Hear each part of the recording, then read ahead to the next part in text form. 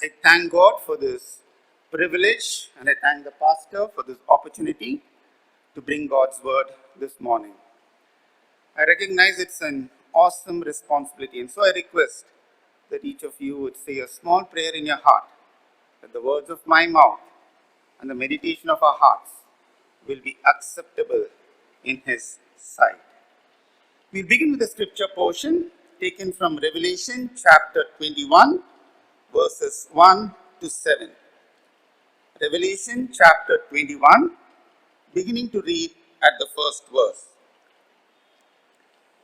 Then I saw a new heaven and a new earth, for the first heaven and the first earth had passed away, and there was no longer any sea. I saw the holy city, the new Jerusalem, coming down out of heaven from God, prepared as a bride beautifully dressed for her husband. And I heard a loud voice from the throne saying, Now the dwelling of God is with men, and He will live with them. They will be His people, and God Himself will be with them and be their God. He will wipe every tear from their eyes. There will be no more death or mourning or crying or pain, for the old order of things has passed away. He who was seated on the throne said, I am making everything new. Then He said, Write this down, for these words are trustworthy and true. He said to me, It is done.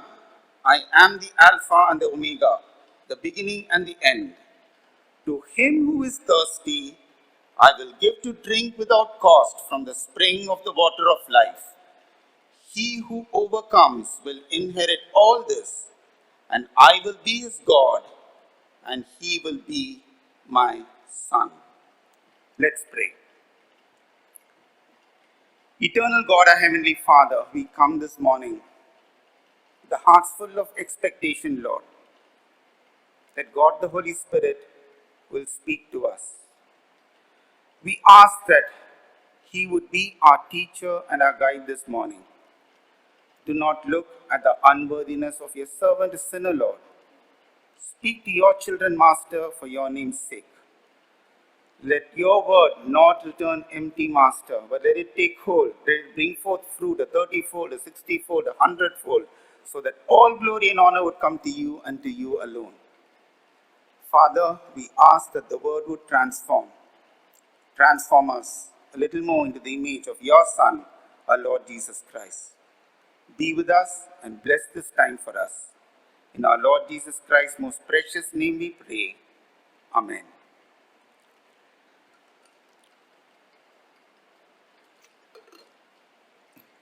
Our passage begins with a beautiful picture of the heavenly Jerusalem, adorned as a bride coming down from heaven to earth. The bride of Christ is a picture of the church on that great and last day of our Lord, which is foretold throughout all of Scripture. It's a breathtaking vision as God makes His dwelling with man in the restored new heavens and the new earth. The community of God's people, the bride, the church, living, worshipping, serving God in perfect sinlessness in eternity. We, the church, are now living in the last days that moves towards that great day of the Lord. And what is the picture of the church today? In November 2021, a bishop announced to his 30,000 member evangelical congregation in Georgia, USA, that he would not step down even after a sex scandal broke out where he had abused 4 young men in the church. On the 5th of October 2021, news broke that the French Catholic Church had abused more than 200,000 children over many decades. We hear of financial scandals not only of churches in the Western world, but also against a mega church in Singapore just a few years ago. We read in the news recently that the UK Methodist Church has endorsed the ordination of gay pastors and bishops, following the footsteps of the Methodist Church of the USA. Closer to home, we saw the news in November 2020 that the Income Tax Department seized 5 crores of cash from a large church group based in Kerala. We know that a few years ago, a serious fraud investigation office opened a probe against a major mainline denomination in Chennai. Rape cases, financial scandals, irregularities in appointments in church organizations, many legal cases against all of the mainline churches in India. And the independent Pentecostal and charismatic churches are no better, as some independent pastor or the other is reported regularly in the news for financial or sexual scandals. In our everyday experience, we find schisms and divisions within the church. We find ego and pride dominating loving service. We find disharmony, gossip, slander, double standards, petty forms of politicking, all which causes either anger or despair. How do we respond to this picture of the church today and to all that happens within the church of God?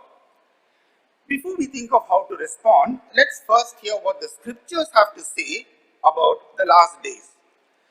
2 Timothy chapter 3 verse 1. Keep your Bibles open. We will have quite a few references, and if you are able to follow, please do so. Both the on-site as well as the online service. Those are watching. 2 Timothy 3:1 and following says, but mark this, there will be terrible times in the last days. People will be lovers of themselves, lovers of money, boastful, proud, abusive, disobedient to their parents, ungrateful, unholy, without love, unforgiving, slanderous, without self-control, brutal, not lovers of the good, treacherous, rash, conceited, lovers of pleasure rather than lovers of God, having a form of godliness but denying its power. Our Lord Jesus himself warned us that the church would often betray the gospel and its Lord, and that false prophets and false disciples would multiply within the church of God. About all this, our Lord Jesus said in Matthew 24:25, see, I have told you ahead of time. When one scandal after another hits us, it's easy to move to a state of despair unless we realize that our Lord Jesus warned us of these things ahead of time. But on the other hand, if we come to terms with the fact that we are a flawed people who are part of a flawed community, there is this danger that we may resign ourselves to reality and so lower the expectations of what we are called to be. And so we see a tension. On the one hand, we live with a certain knowledge that we are a flawed people who are part of a flawed community and that we will continue to disappoint one another. On the other hand, we continue to hold up the high expectations our Lord has of his bride, the church.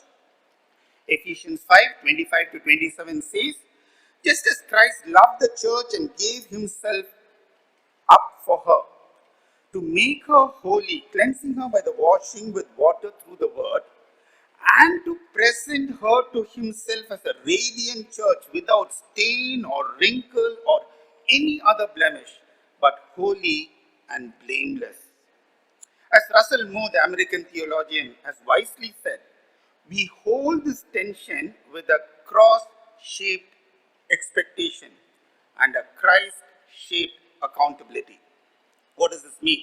A cross-shaped expectation, because the cross reminds us of our fallen state. The reason why Christ gave his life for us. A Christ-shaped accountability, because the very same Christ, the bridegroom, has high expectations of his bride, and he demands an accountability of our lives. It is to our peril that we forget either one of these aspects. Our fallen state reminds us of our need for forgiveness from a holy God, our need for the cross of Christ. The expectations of our master, the bridegroom, demands an accountability that shapes our discipleship as well as our witness in the world.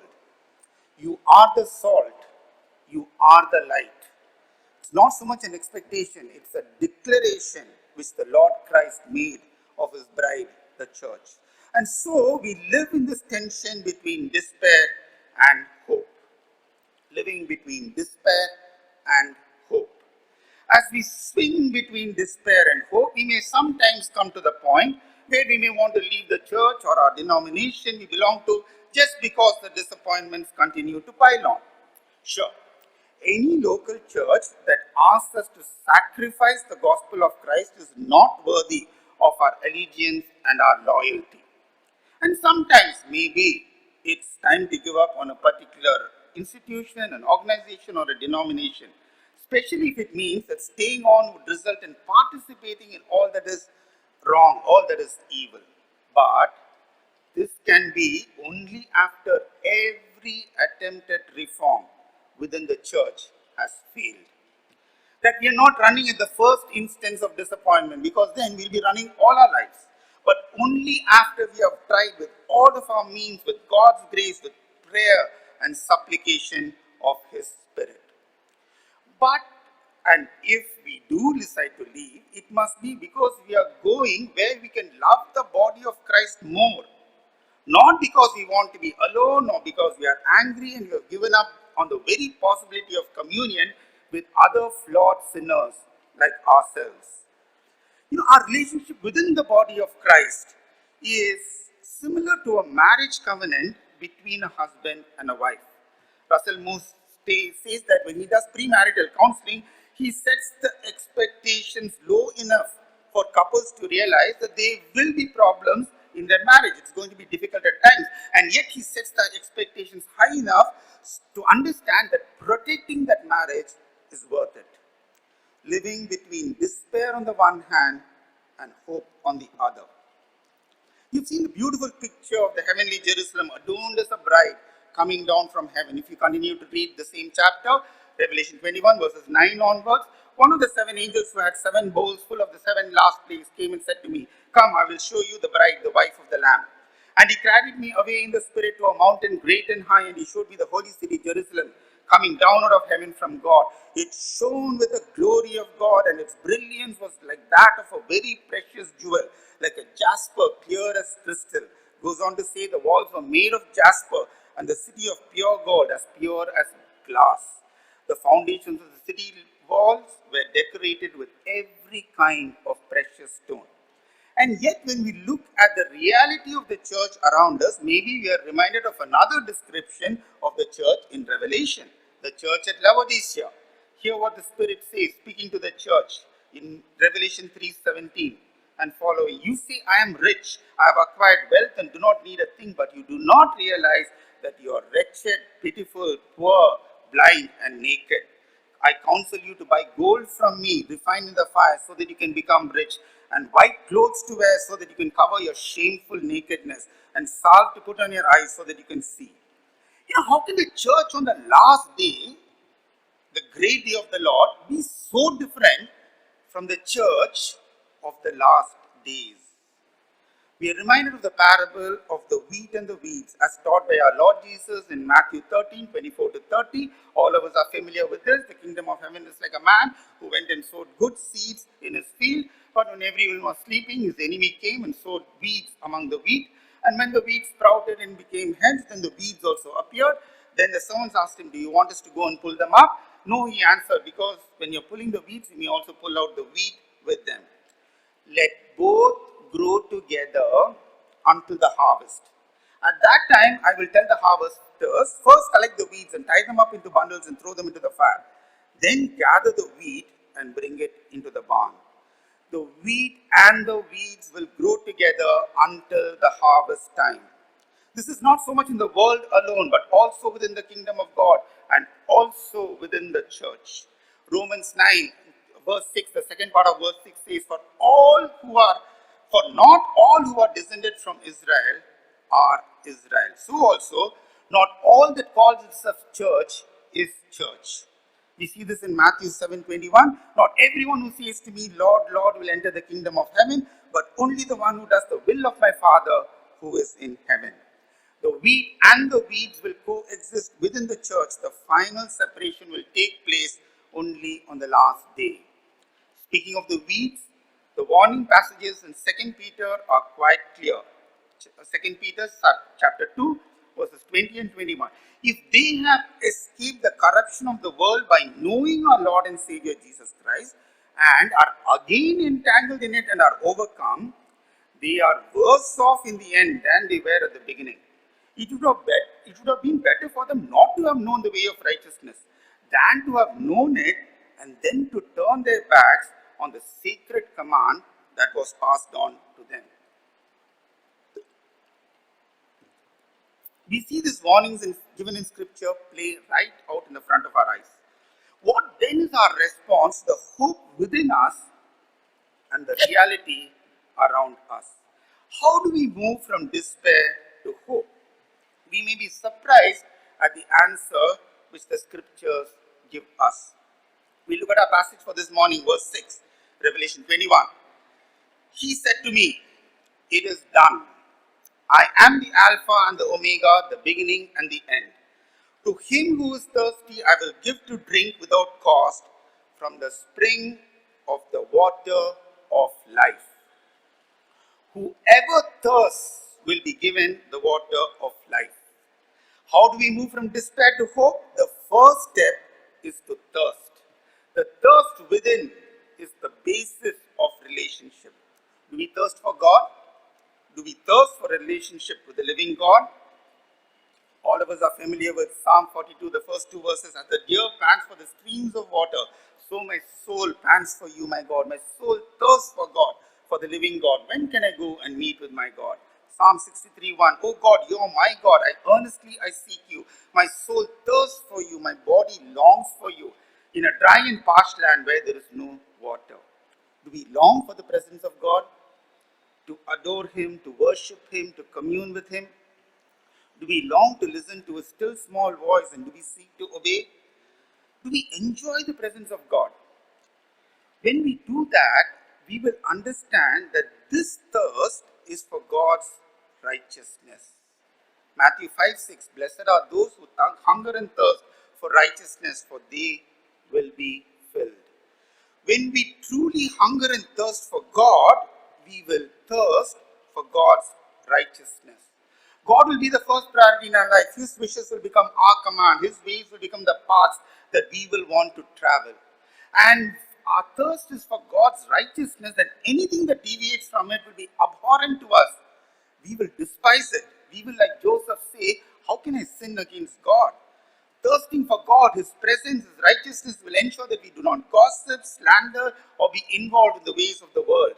We will be focused on discovering God's will and obeying it. If the relationship with God is going to be the beacon that guides our paths and our ways, we will not seek to deviate from the straight and the narrow way. Remaining in sin is no longer an option. It is not our flawed will that takes center stage, it is God's will that will take center stage. The thirst within is not just the basis of a relationship, it is also the basis of eternal life. Listen to this carefully, church. John 17:3. "Now this is eternal life, that they know you, the only true God, and Jesus Christ, whom you have sent." The meaning of eternal life is relational. Just as the experience of everyday living, all of us live every day, just as the experience of everyday living is temporal life, so also the experience of the living God is eternal life. If you think that eternal life is something in the future, then we haven't understood it. Our experience of eternity is the experience of the relationship that we have with God and with His Son, our Lord Jesus Christ. Think about it. If we do not thirst for God here, why do we imagine we will thirst for Him in eternity? If we do not long for the presence of God here, why will we do so in eternity? This is not about external conformity. Remember, the weeds were not separated from the wheat, since both looked alike, both looked similar in the beginning. At the time of the harvest, however, the difference is clearly seen, and the wheat is gathered into the barn and the weeds are bundled up for the fire. It is not what the world sees on the outside, it's about the thirst we have on the inside which God sees. No other qualification can be a substitute for this inner thirst we have for God and for His righteousness. It is this inner thirst that moves us from despair to hope. It is this thirst within us that enables us to see God and to understand His ways. We begin to recognize that God is indeed building His church, preparing His beautiful bride for His Son. It's just that it is in places that we do not normally think of. Go out into the highways and the bylanes and invite people for the wedding feast, said the king. For those who are invited have refused to come. He will have his bride, made up from the remotest of villages, simple peasant folks, former thieves and robbers who have now changed, former alcoholics and substance abusers, murderers who have now seen the light of the glory of God, for of such is the kingdom of heaven. People of different religions, of different ethnicities, of different nations, of tongues and languages will make up that innumerable throng that will worship God and the Lamb as unveiled in the book of Revelation. That is why our expectations of the church what the church ought to be, should never be lowered. We don't compromise just because our reality seems to point to a different story and a different picture. Our thirst for God to be king, for his sovereign rule to take place not just over us as individuals, but also collectively over the community of God's people, his chosen ones, that thirst will indeed be satisfied. Blessed are those who hunger and thirst for righteousness, for they will be filled. To him who is thirsty, I will give to drink without cost from the spring of the water of life. Our inner thirst, significant as it is only a necessary condition and not a sufficient condition. What do we mean? It's a necessary condition because it cannot be on the outside. It is not external conformity. It has to begin on the inside. The beginning has to be on the inside. But that alone is not enough. That alone is not sufficient. The thirst which is experienced on the inside needs to be demonstrated on the outside. Let's continue to look at our passage, Revelation 21, verse 7. He who overcomes will inherit all this, and I will be his God, and he will be my son. Overcoming, the demonstration of discipleship. If the inner thirst is the basis of relationship, then overcoming is the demonstration of discipleship. Overcoming and overcomers are a central theme in the book of Revelation. Throughout you will find he who stands firm to the end, he who overcomes. Look at what the Spirit says to the seven churches of Revelation in chapter 2 and 3. I will read this quickly, beginning in chapter 2. To the church at Ephesus, the second part of verse 7. To him who overcomes, I will give the right to eat from the tree of life, which is in the paradise of God. To the church in Smyrna, verse 11. He who overcomes will not be hurt at all by the second death. To the church in Pergamum, to him who overcomes, I will give some of the hidden manna. I will also give him a white stone with a new name written on it, known only to him who receives it. To the church in Thyatira, verse 26, to him who overcomes and does my will to the end, I will give authority over the nations. I will also give him the morning star. To the church in Sardis, this is in Revelation 3, verse 5, he who overcomes will be like them, be dressed in white. I will never blot out his name from the book of life, but will acknowledge his name before my Father and his angels. To the church in Philadelphia, verse 12, he who overcomes, I will make a pillar in the temple of my God. Never again will he leave it. I will write on him the name of my God and the name of the city of my God, the new Jerusalem, which is coming down out of heaven from my God. And I will also write on him my new name. Even to the church at Laodicea, in verse 21, to him who overcomes, I will give the right to sit with me on my throne, just as I overcame and sat down with my Father on his throne. We overcome not only those who are in the world, we also need to overcome that which is false and wrong within the church. The weeds are not only in the world, they are within the kingdom of God and specifically within the church. Listen to what the Lord Jesus said in Matthew chapter 24, verse 10. At that time, many will turn away from the faith and will betray one another. And many false prophets will appear and deceive many people. Because of the increase of wickedness, the love of most will grow cold. But the one who stands firm till the end will be saved.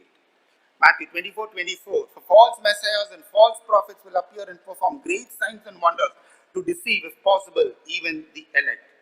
Paul says in 2 Timothy chapter 4, verse 3 and following, "For time will come when people will not put up with sound doctrine.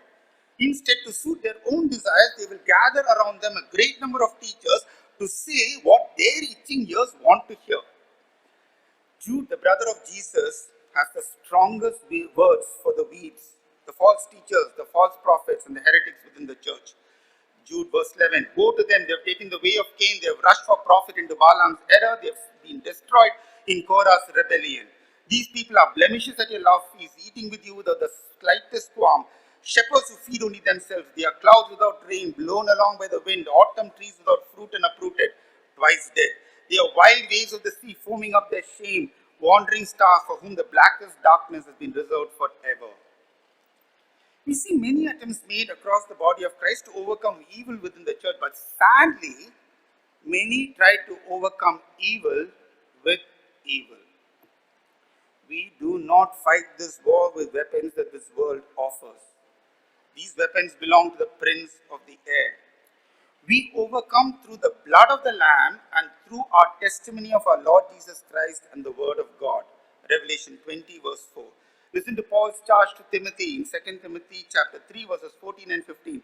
"But as for you, continue in what you have learned and you have become convinced of, because you know those from whom you have learned it, and how from infancy you have known the Holy Scriptures, which are able to make you wise for salvation through faith in Christ Jesus." Our weapons of warfare are listed in Ephesians chapter 6. All of us are aware of this.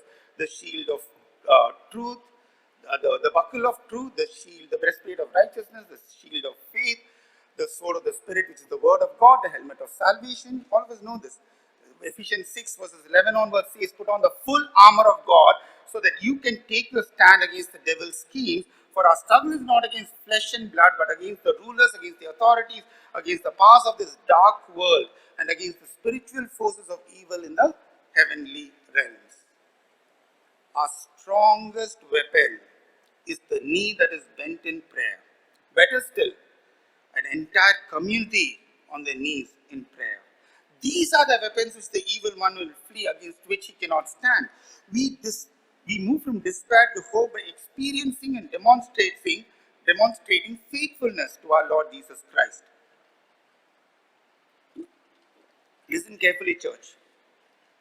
Our move from despair to hope is not so much an outward victory that we experience, but the inward faithfulness that we demonstrate. Let me say that again. Our move from despair to hope is not so much the outward victory that we experience, it is the inward faithfulness that we demonstrate. The cross, by any and all standards, was not a demonstration of victory. To anyone who saw it, even to the disciples, it seemed like an apparent failure. And yet, the cross was an experience of faithfulness even unto death. Strange indeed are the ways of God in his upside down kingdom.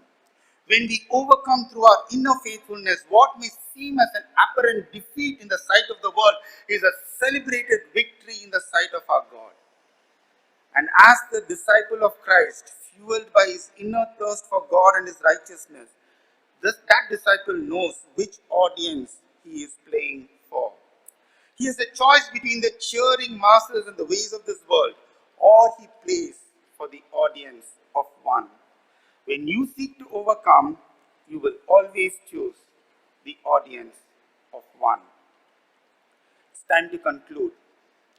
The trumpet is at the lips.